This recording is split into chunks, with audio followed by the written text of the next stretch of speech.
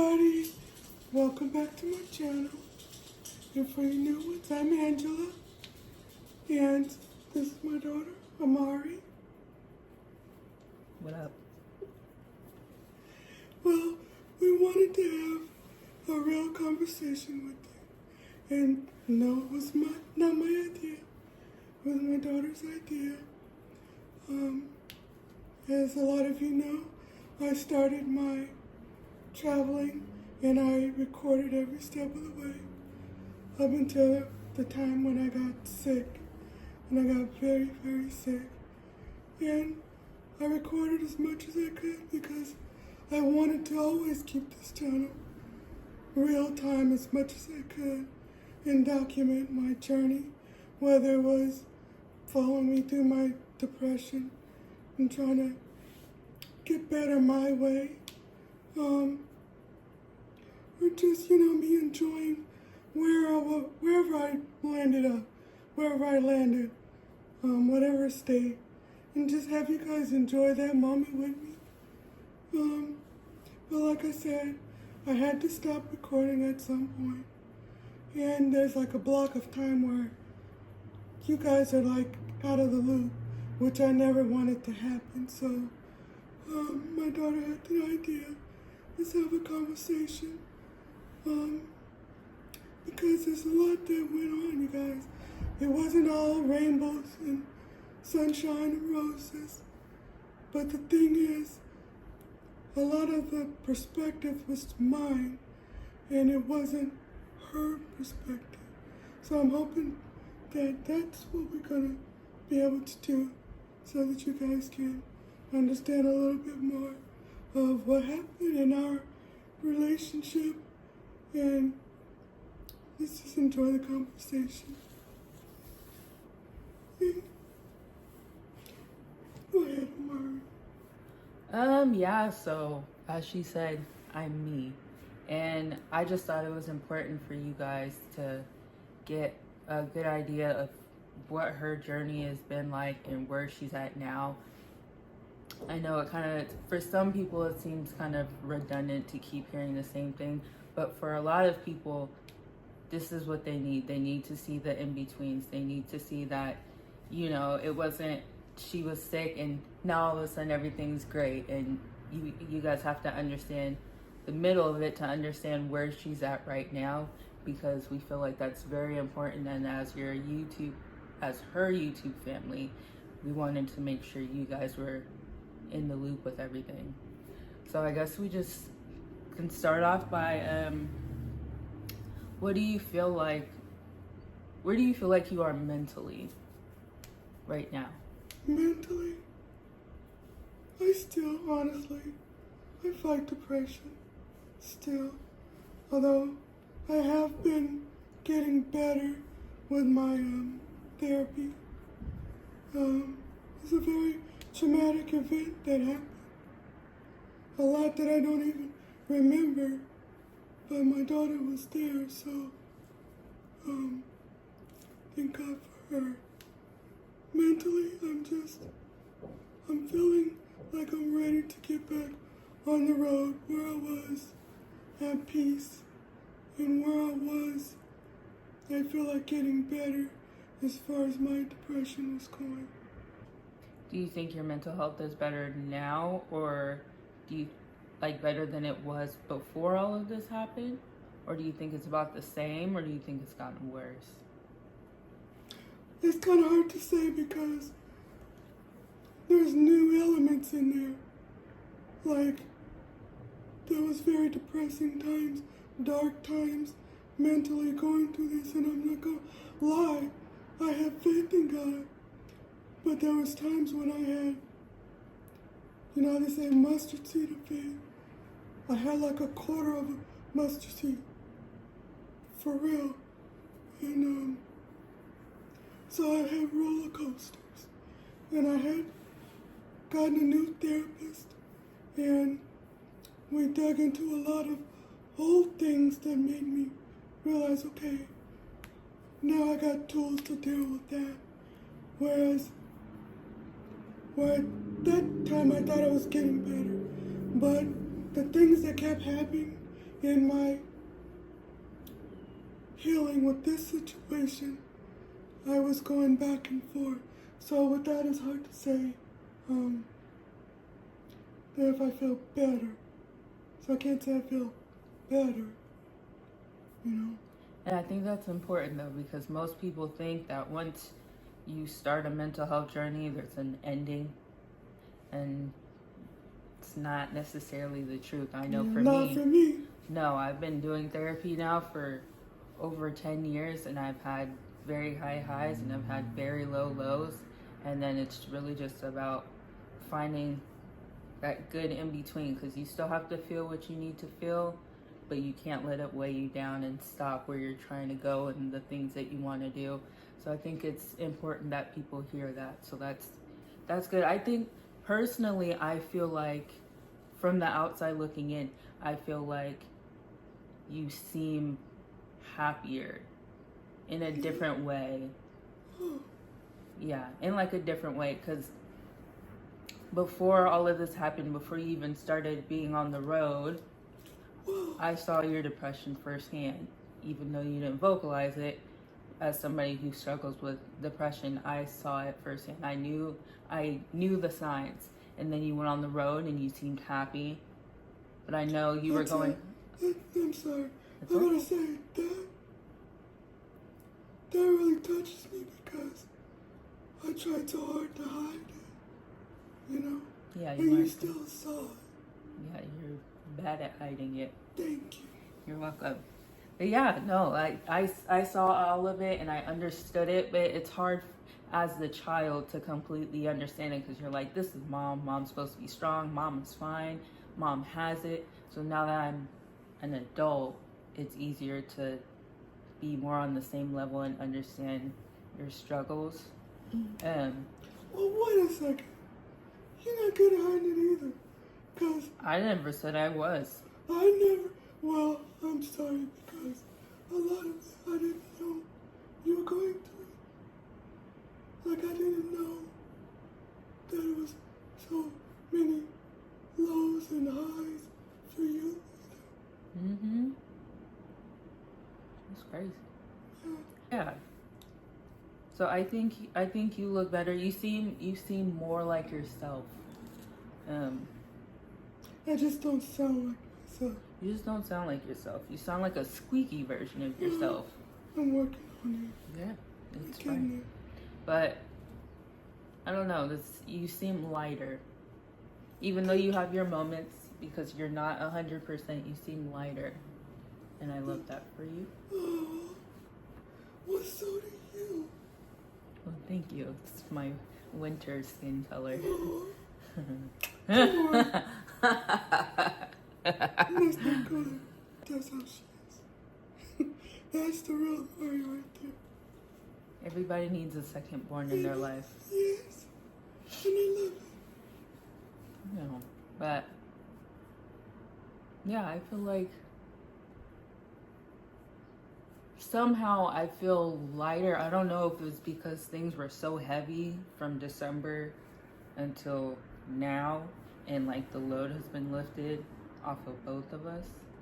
I don't know if that's what it is, why I feel so much better, or I don't know what it is, but yeah, that was a wild ride. That had to be hard for you too. And a lot of my things happened, and I feel like everything happened for a reason. I think you needed to slow down. I think you were running away from a lot of feelings. I feel like you needed a pause. What? Okay. I'm sorry. I'm just saying. Yeah. You're probably right though. I feel like God works in very mysterious ways. And I feel like even though this was a difficult journey, I think it was a journey that you had to take, and I feel like it was a journey that I had to be on with you for both of our sanity. At the time, not even knowing that, you know. Right. Yeah. Because it's... So, basically... It's okay. we've been together, stuck together like glue, every single day since December 12th. So I was sleeping in hospital chairs and beds and in her bed and getting up and going to work and then getting off work and coming back. So we've literally been locked in ever since all of this started. And it was scary because neither one of us knew what was going on, and she's the parent, so I'm like, what do I do? Usually you're like, okay, if something's medically wrong, I'm gonna call my mom. Well, my mom was the one, so it was weird having to flip roles and having to become almost like the parent in this situation, telling her, no, you need to listen to the doctor. The doctor said this, that, and the other, and that's what you need to do. Same for me. It was difficult with that flip. Well, like, you're a daughter. I know what I'm doing. Right. I'm going to be fine. I don't need to go to the hospital. And it's hard to argue with that. You're like, well, my mom's word is law. Yeah. But then I had to be like, no, my word is law. Yeah. And so there was a lot of things she didn't want to do. And there was a lot of things that I didn't want to try and make her do that had to get done. And from the hospital, she ended up going to rehab. Even though you didn't want to be in rehab, there was just no way. I wanted to go right back into my car. Yeah, there was no way she was living in the car, and at the time, there was no way that I could take care of her full time just because she had so many medications and she couldn't walk by herself. She was having a hard time getting dressed by herself and going to the bathroom by herself. And my memory. Her memory I'm was still trying to work on my memory. But back then, I relied a lot on my daughter. I couldn't even complete sentences without looking to my daughter like, what am I trying to say? And I couldn't. It was a lot. I really needed her for it. Yeah, basically became your personal translator. Yeah, as my voice left and I couldn't, along with the fact that I couldn't come up with the right words, people couldn't understand what I was saying, so the doctors were having to look at her like, what is your mom talking about? But, yeah, we needed each other because also we went on a healing journey of things that we hadn't talked about. We kind of hid under the rug from way back when. Right. Yeah. That was a lot. That was a lot. It was heavy. You Very took heavy. on a lot of heavy things. And I didn't know. And there were so many conversations that we did have while I was in rehab. And I just cried because I didn't know. Same. Yeah. But, yeah. And I feel like that was healthy because I feel like for a very long time, our relationship was strained and neither one of us, I even knew why. And so I feel like this is kind of the reset that we needed. And so from rehab, she came here and she's been staying with me in my apartment. And we've just, not to make it weird, but we've become close. Pretty close. Closer than Ever. we should have been really close with my daughter, you know, and my mom. But And that's not to say that we ever had a bad right, relationship. it was just, you know. It just wasn't what either of us would have wanted out of a relationship for both of us. And so, yeah, God is very strange in that way. Exactly, that's what I was thinking when you said that. Whereas I wanted to get back on the road, and I couldn't. So we were stuck together to mend mentally. Yeah. And I feel like we've had so many epiphanies since all of this happened too. Oh my goodness. Yeah. Yeah. And it's like weird too because I've always been like, oh, I'm like Dad. Mm. Dad's clone, Grandma's clone. Mm-hmm. And And then, my son is more like me, so I think there was a little bit of difference there too. I love who you are and how straightforward you are, and yet you're always hilarious. You both are hilarious. And there's two different, you're two different kids, right. and I feel like you gravitated more towards your dad in a lot of ways, because you I related to him. mm, yeah, you thought a lot of life. Never thought of it that way. Nobody's ever pointed it out that way. And then all of a sudden, within 6 months, I'm like, wow, I think we might actually be related. Yeah, a lot of times we've been saying that. I was just thinking that. Mm-hmm. Or vice versa. Or we'll say something at the exact At same time. time. It's a little bit creepy. Wow. Yeah, you're my daughter for real. Yeah. Yeah. Other than that traumatizing video that I found a long time ago, there wasn't a lot of proof that I was in fact your kid. So I'm glad this happened, because now we can move forward. Traumatizing video. It was labeled Amari's big debut. Oh, when your delivery. Yeah. I love that one. Unfortunately, I didn't know what debut meant when I watched the video. Yeah. Or I would have. Yeah, and that camera was front and center, wasn't it? Yep. The doctor also said I had a very big head, and Yeah. that was the hardest part. Yeah. It's okay. Like I couldn't hear.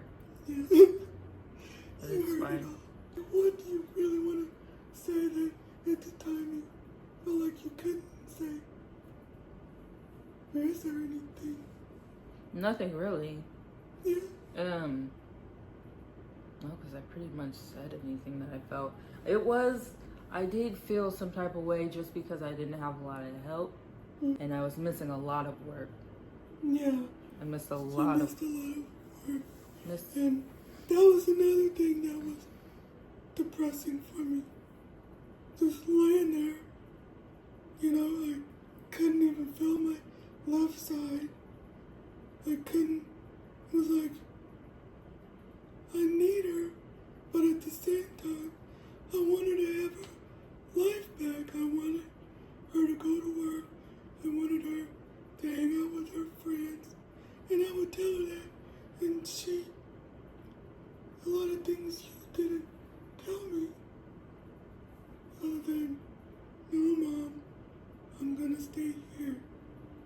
But I felt like probably you did want to spend time with your friends.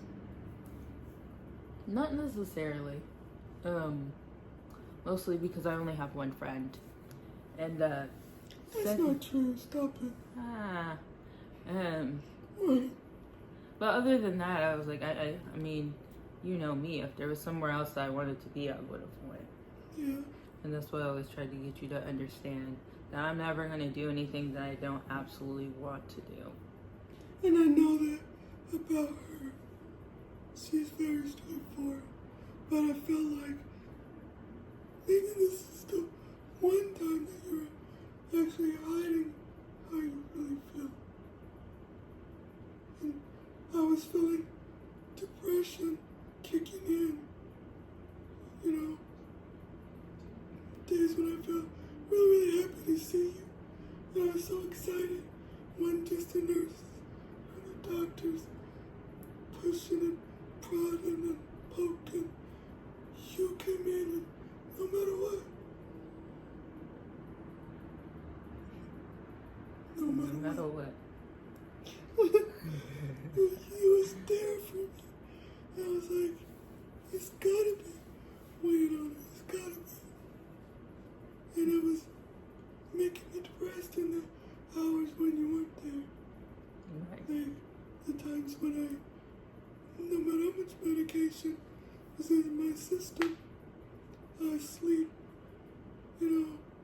peacefully when you were there. But during the night or whatever, I was depressed. Like, I don't want to be stuck like this. At the time, it was gonna be. Because there were so many questions they didn't even have answers for. And still don't. But,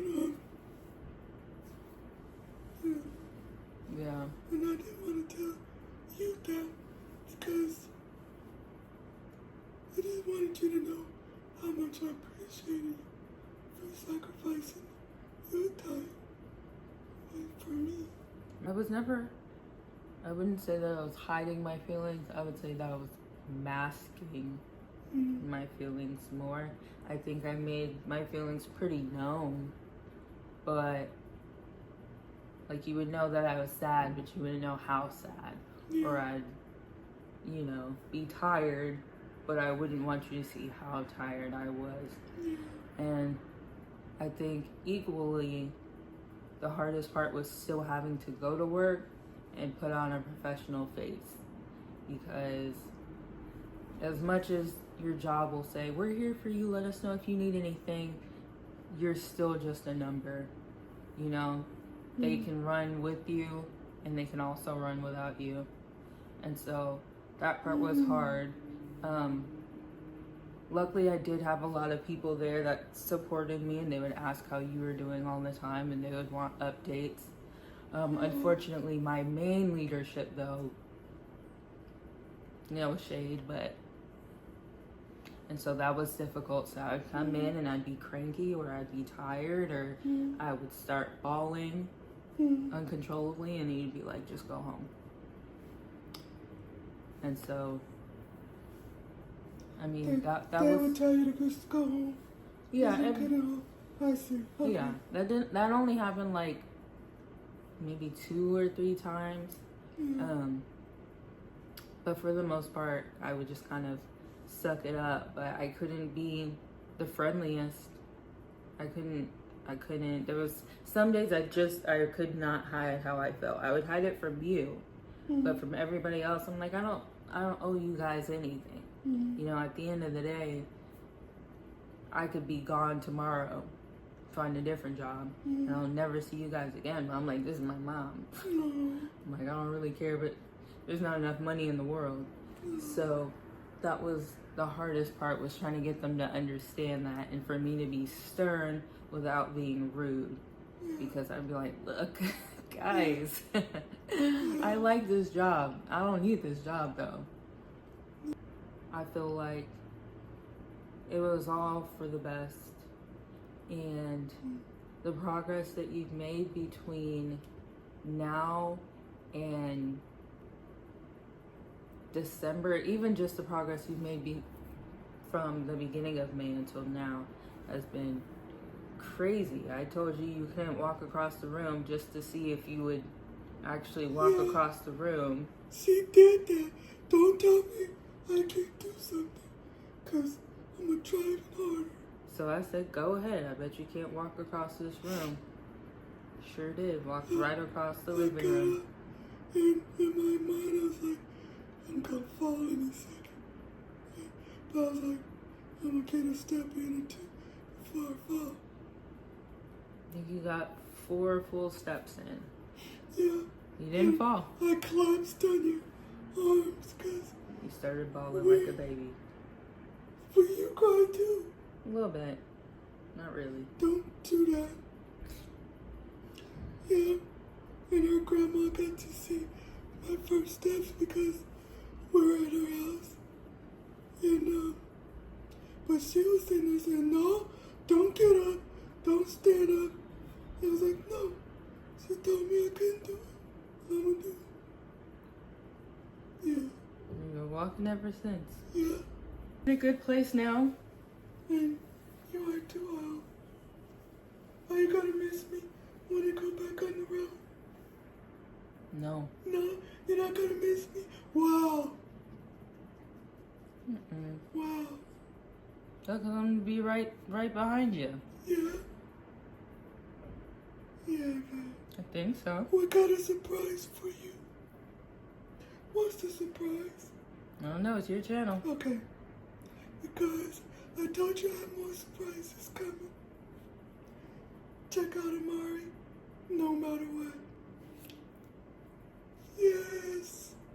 Hi, you Mari too. will be traveling with me on the road. I'm so excited. I'm not gonna cry, Mom. I'm not gonna cry. I'm not gonna cry. I'm not gonna cry. But yeah, so follow me, subscribe, comment, like, share. All the Mari, things. no matter what. My name will be in the subscription. We got our matching Suburbans. Yes. We are currently packing up my apartment and we're gonna get on the road, and we decided that I want to hit every single state before I turn a year older. So not this birthday, but the next birthday. I want to visit every one of the 50 states. Yes.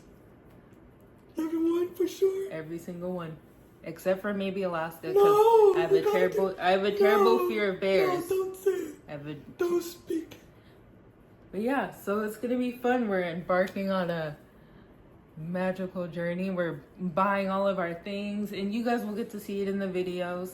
We're gonna make sure to post the progress before leading up from now until we actually get on the road.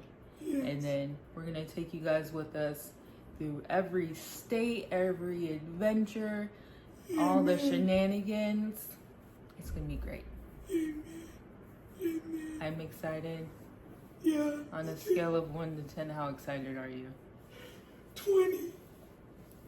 That's breaking the rules. Angel. Yeah, it's an angel no matter what, you guys. Because Angel's going to. Angel. No matter. And my babies are going to. Come here, Ram. Yes. Come here, Callie girl. Babies are coming too. Don't knock the camera off. Don't knock the camera over. My babies are coming with. I'm not talking about Callie. Come on, Callie I'm girl. talking about Meatloaf over there. Come here, Remy girl. Yes, Callie. Oh, you give Remy. Callie kisses. Come here. Come on. Don't knock the camera over Meatloaf. My Remy girl's coming on the road. Hi, Remy. My Callie girl's coming too. Callie's my baby. Watch out, Rem. Those my babies. So we're gonna be in one car driving right behind Mom and Angel Boo. Well, if I get tired, I want to follow you. Well, that's fine too. And if Or I we're get too tired, we pull off. and if I get too tired, I'll put all the girls in your truck. No. No. And I think that's all the time we have now. So No. it was nice talking to you guys. We will be back, and then we will have more of these sit downs Here and there. Yeah. here and there, and it's gonna be great. Don't worry, our videos are not going to be the same. We're not even going to always be in the same vicinity because she's Amari, I'm me. And I need my space. Yes, I do too. I'm But- an introvert. Even though that's my daughter, I'm an introvert. And I'm an extroverted introvert. I can talk to anybody, but I usually don't want to. That's true. With You that being guys- said, Yes, that's my baby right there. you guys will get to see why I'm her favorite child and why I'm the funniest child. You're not the favorite child. You're my favorite daughter, though, all day. You have to say that because the camera's on. But okay. Love you guys. See you next time. Like, comment, subscribe. We love you. Bye-bye. No matter what.